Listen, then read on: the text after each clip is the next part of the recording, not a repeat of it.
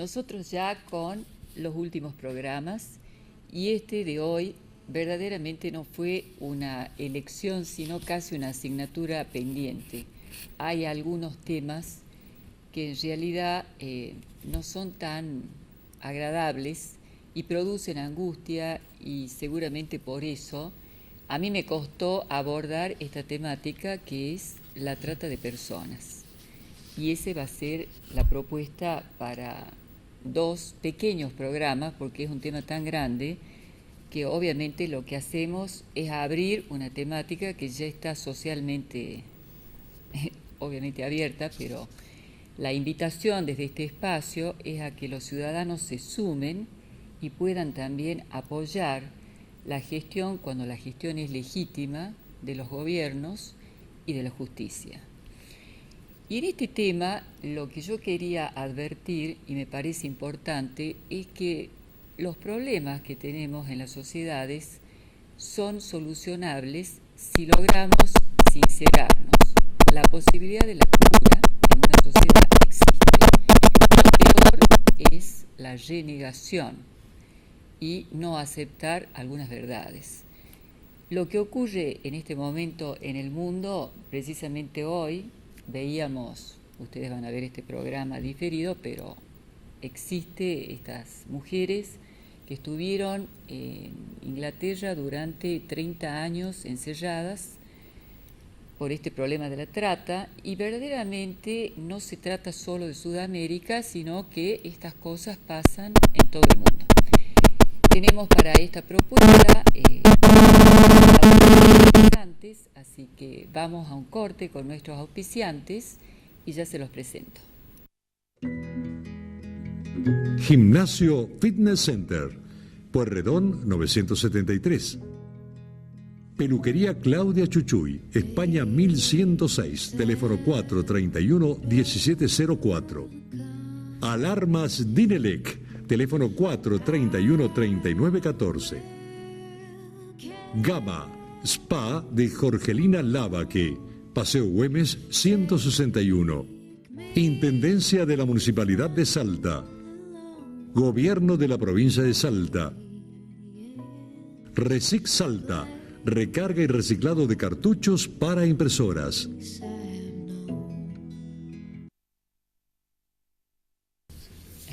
Bien, y decíamos que nos acompañan en este programa. ¿Cómo está Roland Colina, que viene por primera vez?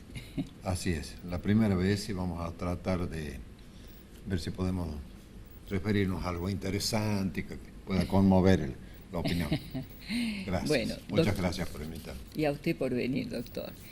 El doctor Ricardo Toranzo, fiscal federal. ¿Cómo está, doctor? Muy bien, muchas gracias por la invitación. Él ya conoce este programa y precisamente le toca a esa área, me parece, en su gestión, ¿no es cierto?, en la justicia. Sí, es una problemática que en la Argentina se le ha dado mucha importancia en estos tiempos.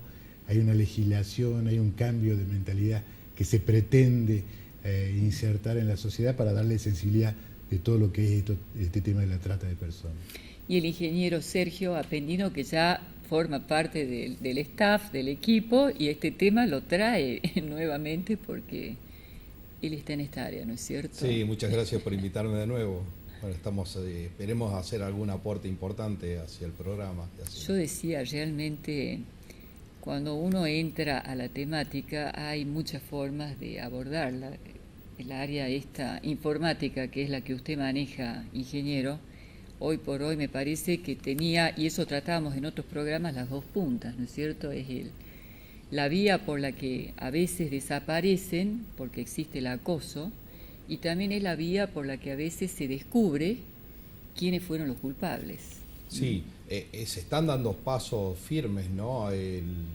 Durante esta semana ha sido aprobada la ley de grooming, que esa es una de las posibilidades que existe para la captación de personas a través del engaño, y este engaño que tiene que ver con la comunicación social de Internet, ¿no? Por cualquier medio, digamos, comunicación a través de correo electrónico, o a través de las redes sociales. Entonces yo pienso que la justicia, la sociedad está empezando a entender de que hay un canal de comunicación abierto y ese canal de comunicación es importante prestarle atención en cuanto al tema de trata de personas. Y también al tema este que veíamos con usted, que inevitablemente los chicos están conectados por internet y que los padres no pueden solamente o prohibir definitivamente, sino que hay que acompañarlos y ponerle una medida como a todo en la vida. Sí. Habrá distintas opiniones, con los padres obviamente saben lo que hacen con sus niños, pero lo cierto es que la ciencia no vuelve atrás y esto ya está instalado en el mundo. Y lo que sí le quería preguntar, doctor Toranzo, esta ley de trata tuvo un antes y un después del caso de Marita Verón, ¿no es cierto? Que seguramente el público escuchó hablar de este caso emblemático en la Argentina de Marita Verón y la madre, Susana Trimarco, que logra, después de una búsqueda desesperada de su hija, que tuvo una serie de matices, en donde ella hizo lo innombrable por recuperar a la hija, y sigue en esto obviamente, porque entiendo que todavía no apareció, pero marca un antes y un después en la legislación. ¿Usted podría explicarnos cómo ha sido esto? Esencialmente la conducta de Susana Trimarco, lo heroico que tiene, es que ha puesto socialmente en evidencia una conducta que anteriormente se disimulaba en el marco de la prostitución. Es decir, la facilitación de la prostitución y el proxeneta eran los responsables concretos de ese tipo de explotación sexual. Lo que hace la señora Susana Trimarco es poner en conocimiento de que esa actividad se desplegaba con distintas conductas. Había una captación, había un traslado, un transporte, una recepción, un acogimiento de esa persona que se iba a someter a esa explotación, y había muchos partícipes y sujetos que integraban esa conducta, lo que llevó a que legislativamente se trate de adecuar eso en el marco penal, darle una responsabilidad a cada uno de esos intervinientes que tenían en toda esta operatoria. Y se va mucho más allá, es decir, no se espera que se la explote. Antes la legislación castigaba a quien sometía o facilitaba la prostitución o quien se aprovechaba de eso. Entonces lo que hace la legislación es que, a los fines de prevenir, castiga a quien va a buscar, a quien va a tratar de captar esa persona que van a someter a la explotación, ya sea por los medios informáticos, ya sea por engaños laborales, de ofrecerle un mejor pasar, que la trasladan y la sacan del lugar de residencia a los fines de ponerla en un estado de vulnerabilidad que permita al traficante tener mayor disponibilidad sobre la voluntad de esa persona. Para ustedes, ¿cuál es la principal fuente, utilizando vulnerabilidad? ¿Cuál es la fuente de riesgo? Ustedes que están en este tema desde el área técnica, ¿por qué, digamos, qué es lo que produce que en la Argentina especialmente haya porcentajes tan altos, tanto como en otros países? Pero hablemos de nuestro país, ¿no es cierto? O sea, yo tengo una hipótesis en relación a esto que puede ser parcial y no tan general como la que tienen ustedes. Mi referencia es solamente un estudio de campo hecho con 45.000 habitantes, a donde yo lo que he podido detectar es que en realidad existe la explotación a veces dentro de la misma familia, por ponerle un nombre, y hay una gran promiscuidad y casi una especie de vulnerabilidad moral de estos chicos, especialmente ellas, porque la mayoría son mujeres. También los hay hombres, pero la mayoría son mujeres. De hecho, no sé si ustedes saben, hace un tiempo seguramente detectaron esta red que tiene su origen en Güemes y que es apresada en París cuando detectan que unas jóvenes salteñas que habían sido contagiadas de SIDA para recibir los beneficios del Estado francés seguían ejerciendo la prostitución, lo que en Francia precisamente está prohibido porque si le dan el subsidio es para permitirles vivir dignamente después que se contagian con SIDA. O sea que fue la policía francesa la que descubre esta red que provenía de Güemes y que era manejada por un travesti de Güemes, que tampoco se volvió a saber más nada. Pero el problema sigue, obviamente, y es compartido por muchos países, entonces creo que uno tiene que poder diagnosticar su zona. A mí me parece que nuestra zona lo que tiene es una extrema pobreza y tiene una falta de inclusión laboral por 3 generaciones, lo que a lo mejor produce esta cuestión vulnerable que ustedes dicen, en donde a ellas les dicen tenemos un trabajo y con tal de salir de una casa donde falta comida, inexplicablemente, porque es un país riquísimo, la Argentina, es inexplicable que seamos pobres, en donde falta, digamos, lo necesario y encima existe una gran promiscuidad, puede ser una de las causas por las cuales se aumenta la cantidad de personas que hoy caen en estas redes, que está muy bien usada la palabra redes, porque no es lo que en otras épocas uno conocía como solamente el prostíbulo donde se prostituía. Esto son redes que es un negocio, el tercer negocio en el mundo, después del tráfico de armas y del narcotráfico, o sea, que hay que mirarlo como lo que es. Y creo que la responsabilidad no solamente tiene que ser de la justicia o de los gobiernos, sino de las, yo digo, de las sociedades que no se sinceran con ellas mismas. El consumidor, como decía Roland. ¿Por qué no nos das tu punto de vista? Bueno, acá vamos a plantear un aspecto algo así poco tratado, siendo sin embargo tan importante. Y justamente en Francia, que tú la has nombrado, es donde se hizo un estudio sobre quién es el consumidor, quién es el cliente, qué es lo que pasa con toda esa cantidad bastante cuantiosa de personas que concurren a los prostíbulos y que por lo tanto alimentan, así como en las drogas, o hay un debate, ¿qué vamos a hacer con los consumidores? Se habla de que en Estados Unidos están los consumidores y los proveedores están en Sudamérica. Bueno, en estos iguales términos, los consumidores no están, por supuesto, están en todos los países del mundo, en este caso de la prostitución, ya que todos sabemos el concepto aquel que fue una de las primeras profesiones que existió en el mundo. Yo recuerdo ya mi niñez y existían prostíbulos en Salta y era muy comentada en diversas capas sociales su actividad, que por otra parte servía para promover ciertas, en las edades de la adolescencia, a los jóvenes para que concurran los propios padres, alimentaban parte de esa clientela entonces de la cual estamos hablando. En Francia se hizo un estudio sobre esto de la clientela, tratando de hacer un cuestionario que tenía que ver con qué lleva cada persona y cuál es la estadística de las edades que son concurrentes más constantes. Y para sorpresa, la causa no parece ser una sola, hay varias, se ha clasificado en grupos, desde los maridos que tienen problemas sexuales, desde aquel otro que se inicia en la vida sexual, de que aquel otro que pertenece psicológicamente está muy anclado en un patriarcado interior y usa a la mujer como objeto, puro objeto, donde la separación del nivel romántico y tierno le impide la realización sexual. Es decir, una clientela vasta que abarca todas las edades. No hay un perfil. No hay un perfil típico. Acá está el estudio. Yo se los podría leer, pero sé que no es el momento oportuno, porque esto es un programa que tiene que tener cierta agilidad.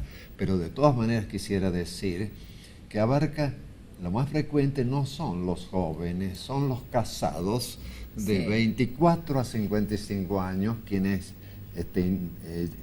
son más o menos el 44% de la muestra tomada en Francia. Con buen poder adquisitivo. Entonces, son con buen poder adquisitivo.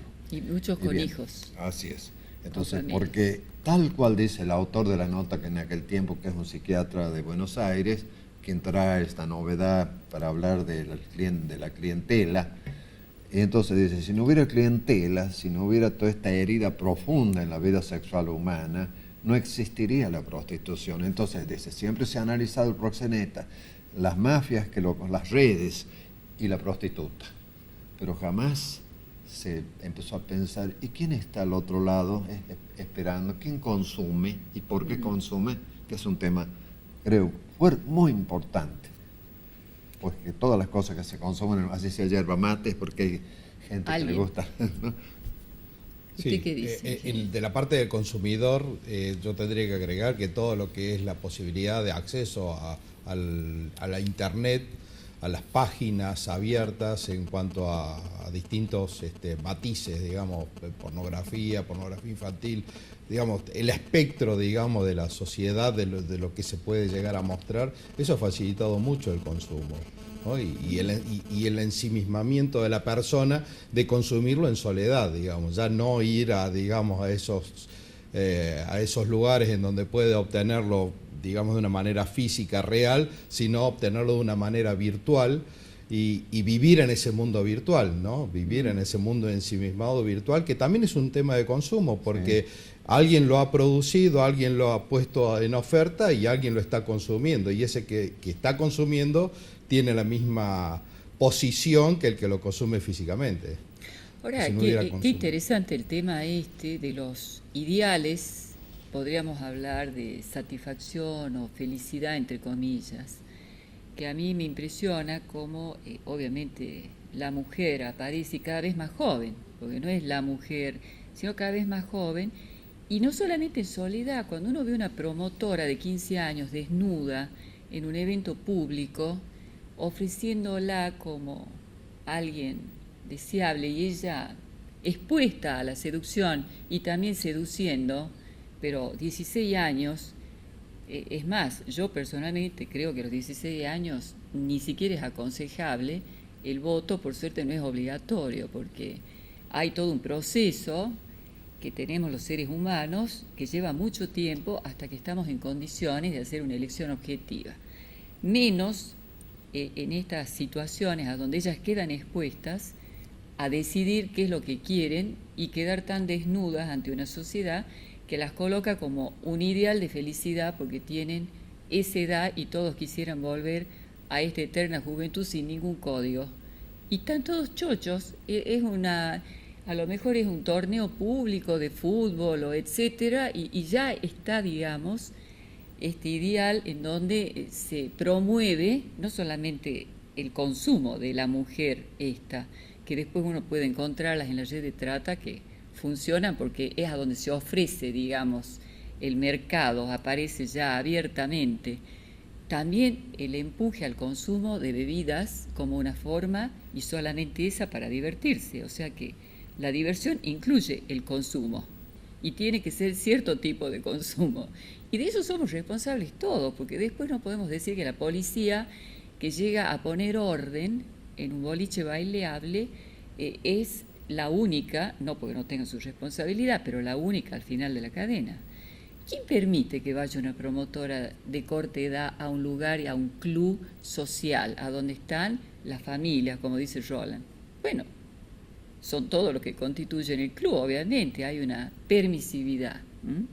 ¿Y qué pasa con las bebidas? Pasa lo mismo, cuando uno analiza, tiene que de alguna manera tener una cuota de sinceramiento, como digo yo, con esa verdad que también cae en la justicia. Pero bueno, veamos qué dice la justicia sobre... Sí, lo que yo planteaba es, constantemente volvemos a la familia.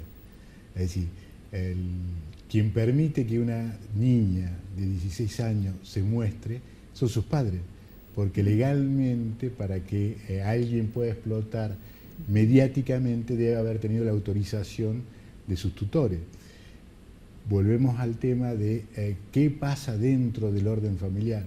Hay promiscuidad, cuáles son los valores que rigen esa familia, qué es lo que para ella es normalidad y que no hace la represión a esas conductas porque ella no tiene el valor de que eso está mal. Ella lo toma con una naturalidad de mostrarse porque en su casa se vio ese planteo.